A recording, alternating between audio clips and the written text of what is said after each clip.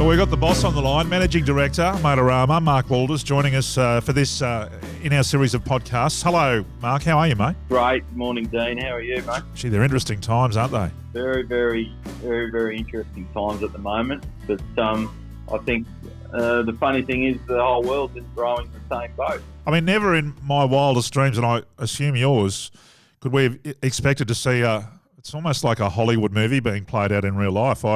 I still stop and shake my head and wonder about how we got into this situation and how quickly it happened. And I guess I also think about the ramifications for us long term, from the economy's aspect. And we, without putting a downer on this whole thing, I want to also point out that I think here in Australia we've been incredibly lucky, both the way we've managed the pandemic, but also the way that it seems the government is managing this thing. What are your thoughts on this? Yeah, absolutely. I think Australia is quite unique. There's some major benefits of being on an island, being able to close our borders without having to be concerned about people coming into the country. The government's taken a positive step. You look at the number of our cases and compare us to some really tragic parts of the world, and we are very lucky. And I think that also extends to Motorama and the platform we've got that's been set out over 60 years, and it's a business that's so strong and, certainly fear for younger businesses that don't have the stable platform that we've been so fortunate to have, being a third-generation business. Yeah, and without sort of bringing the mood down too much, what I thought I might do today is just have a bit of a chat with you, put you under the spotlight, grill you, because I love it. We've got a very large workforce at Motorama, and I'm sure many of them would like to know a bit more about the boss and a few sort of the more personal things about you, Mark. Like, I might just start with, what was your first car, and did Dad buy it for you? Oh, that's funny. Look, one of the perks of being part of the Woelders family, I suppose. Well, now being in my late 40s, obviously trying to remember all the different cars over the years is a challenge, but there was certainly one that stood out, and it was a 1978 red Toyota Celica. Oh. I had that in my late teens, and it had a sunroof, and the side windows were all windy windows, which a lot of people wouldn't remember, let alone a windy roof, sunroof. But it was pretty cool. But no, back then, I had a school job, I guess, if you like, which was detailing cars through the school holidays, and part of that was then praying through the wholesale back line and buying cheapies, and then spending a fair bit of time detailing those cars and then flogging them in the trading post. You might remember the trading post. I do. So really, the turning around of cars was in your blood, even though Dad was kind of doing. You were I guess, gearing yourself up maybe for a career in the automotive industry. Well, yeah, I took those. I probably got it easy. I didn't have to pay for detailing materials, so I managed to flog that at the time. But I spent time doing up those cars and then representing them for sale and making a quick buck, and that's generally what paid for my first car. But the red Celica, there was a couple of Coronas on the way and along the way as well, I think. So you've answered the question there. Dad didn't buy it for you. You actually you bought it yourself with the money you made on turning those vehicles around. That's pretty good. Yeah. Now was Annie riding billion passenger with you then, or were you a bit of a chick magnet in the red Celica? Oh, mate, we all consider ourselves as chick magnets at some point in our career, but no. Look, Annie and I have been going out a long time, since year 12, really. So, so since 1989, so 31 years. Yeah, wonderful. A few people would know that you spent some time in America as a young bloke. What were you doing over there? Not a lot, really. I was at university and drinking beer at frat parties, I think. But the real reason I was there, I studied automotive university over there. Did a sort of accounting basics 1, 2, and 3. Went through all the facets from an academic point of view of the car industry, and also majored in a bit of marketing. But that was the side job to the frat parties, I think, mate. So where were you? Where were you based? What university did you go to? So I was at a university called Northwood, which was in the mid to northern part of Michigan. So you can imagine it was a -70 during winter, which is when I was there. So it's sort of it really gave you a good appreciation of how lucky again we are in Australia, because getting up just to go anywhere consisted of going out to the car park and defrosting your car, which would generally take a good half an hour before you had to go anywhere. So you had sort of a bit of a routine going where you'd have 2 sets of keys, and you'd try and unlock the car, and often the locks would be frozen up, and then you'd run the car for a good period of time, and then come back half an hour later and unlock it, and you'd be off you go, you know. Wow, we can't even fathom what that must be like living in this country. What about at uni? You've talked about your academic achievements. Did you have a crack at sport? Because the opportunity to play sport at American universities is many and varied. What were you into over there? Oh, not really a lot, mate. I was only there for sort of 12 months, so I didn't really get the time, and I sort of came in the as really a 23-year-old. So, what about American sport? Were you a passionate observer of it? I know you love your sport here. Yeah, well, Monday night football was always good. Another reason to have a couple of beers, mate. That's the only way to watch it. There's no doubt about that. Hey, congratulations on an amazing career with Motorama. As the managing director of a very large business in this city of ours, Brisbane, what's been your career highlight to date? Yeah, good question. Look, the first thing that really comes to mind is just seeing the amount of leaders that we've got within our business that have grown from within. People like Tom Kennedy, Darren Johnson, Joel Mullen, Archie, Melissa. Really, the list goes on, even at senior level. But even it sort of runs deeper when you look through even our head of departments and middle management, and you've got people like David Tierney and his boss Mark Harris, James Layton, Damien Treadgold. The list goes on. Lisa Lyons.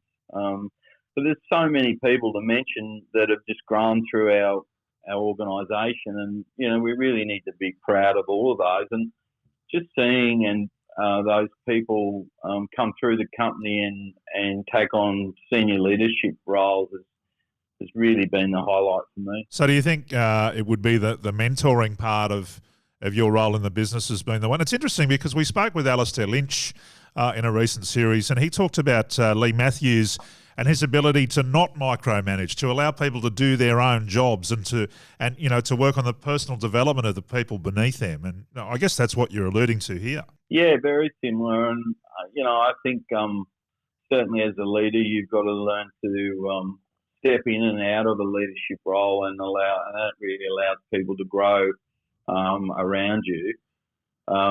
Because if you're doing it all for them all the time, they don't have that opportunity, and really the key learnings come from experience, and in order to provide people experience, they've got to do the role and make their own fortunes and mistakes, really. Yeah, sure. Hey, it's a big year for Motorama, 60 years. Unfortunate that it had to come in this horrible year of bushfires and pandemics, but all the same, 60 years is amazing for a family business and a huge business that Motorama is. How does this make you feel, and how does that make you feel as a member of the family, and as also, I guess, the figurehead of the business? Yeah, it really makes me feel tremendously proud. I guess when you consider our origins of my grandfather and grandmother, and bringing over 3 young children from a post-war family in Holland and starting a business with really the normal story of them was they arrived in the country really with the shirt on their back, and to be able to be part of that business now as a third generation. Makes me tremendously proud. The second generation in John, who really should be remembered for the person that steered the company really for the longest period now in that second generation period. And, we've taken over the business as a senior team in 2007, which is now some time ago, I realise. But, the business was and is in such fantastic shape as a result of, the owners or the family investing back in that business for such a long period of time, which really allows us to get through these tougher times. And, it's something that I certainly feel grateful for, and certainly the rest of the team should as well. Are there any specific professional highlights or company highlights over those 60 years, specific moments that you might remember as a turning point or a great moment for the business? Yeah, well, one of the key ones that you might even remember was certainly the opening of the 4x4 More showroom on Boat Desert Road, and that was back in June 2000. And I know TPG Media, or as most people would know, the Creek to Coast shows and Great Southeast, etc., were there at that time, and that just typifies the relationship we've had with you guys as well. But further to that, 10 years on, when we saw that place flooded, that whilst it was sad, it was a real changing point. It allows us to get Toyota back together onto one side. And more importantly, that 4x4 More concept lives on in a club, which is allowing the company to not only just transact with our guests, but to interact with them and form a deeper relationship and take it to another level that really most organisations in the auto industry just don't even get to. Yeah, it's an interesting point that you make. Out of adversity sometimes comes opportunity. You mentioned the floods that brought Toyota back together, and I guess it could be reflective of even this time. While things at the moment don't seem particularly rosy, there will be we will live again. We will fight on, won't we? Yeah, absolutely, and it's the businesses that look for those opportunities and don't sit around concerning themselves with all the problems of the world outside of their control and get on with business are the ones that are going to get back to normal a lot quicker. Yeah, it's a very good point. Outside of Motorama, and I know you put in a lot of hours weekly, what else are you passionate about? What pushes your buttons? Oh, certainly my wife and my son, of course, but also hobbies. Certainly I love to get out and do a bit of hiking. You're a bit of an outdoors man, aren't you? Yeah, I don't tend to get to the gym often. It's all done sort of outdoors in terms of any health and fitness. I love my fishing, as you may know. I love combining a bit of hiking and fly fishing and just getting out there and enjoying it. Rumour has it that you've also had the chance, I know you love cars, and you've had the chance to drive some supercars in Las Vegas, which must have been an amazing experience. What was your favourite? What did you get to drive and what did you really like? Well, one of the great things that I'm privileged about in my role is to be able to travel, and the mad place of Vegas is a track where you can head out to and pretty much hire any sort of supercar that you're fond of, from Lamborghinis to Mercedes to Ferraris.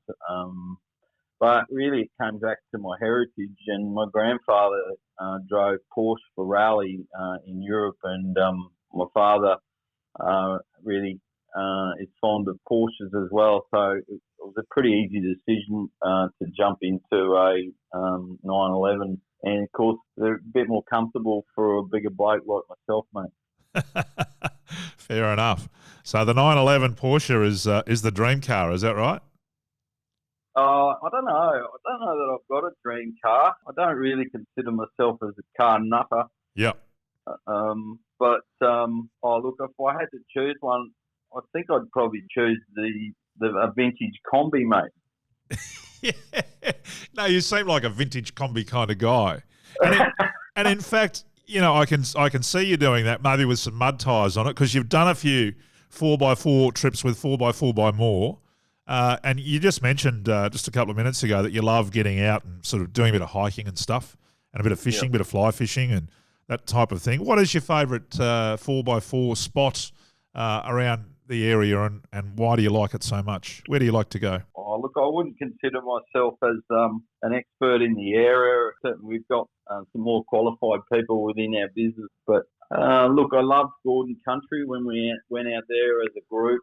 The scenery out there is amazing, and certainly anyone that's part of the team haven't been out there on one of the 4-drive weekends, I'd really think you're missing out if you don't get out and participate in the 4x4 by more club. But what really I admire when I go to those events is just watching and sitting back and observing our team in action and seeing the ways they live out the values of the company. So whether it would be teamwork, in getting our customers organised, in caring for our guests, in making sure they're having a good time, or just continuous improvement, which is another one of our values. Just seeing that if something doesn't go to plan, the way that they work together and resolve the situation. And, because the whole 4-drive or 4x4 by more theme is about living for an adventure, and an adventure itself is not knowing what's around the corner.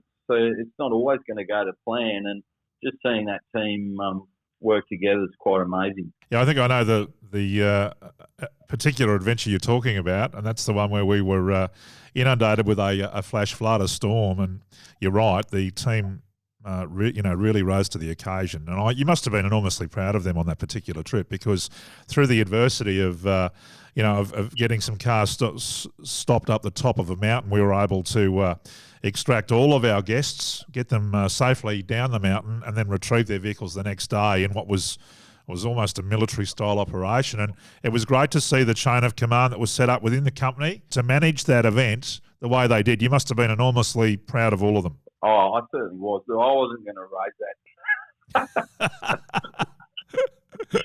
I wasn't going to raise that. But, look, yeah, I mean, everyone got down off the mountain safely, and everyone worked together. And, look, I think, in what could have gone really seriously wrong was managed fantastically well. And the customers walked away with a smile on their face, which is really what it was all about. Well, they did. I mean, to see the feedback from those customers when we got back, I think that was probably the most, that was the thing that really made everybody feel so good about what had happened, because the customers were genuinely thankful, I think, in awe of the way that they had been looked after. Because what you said is right.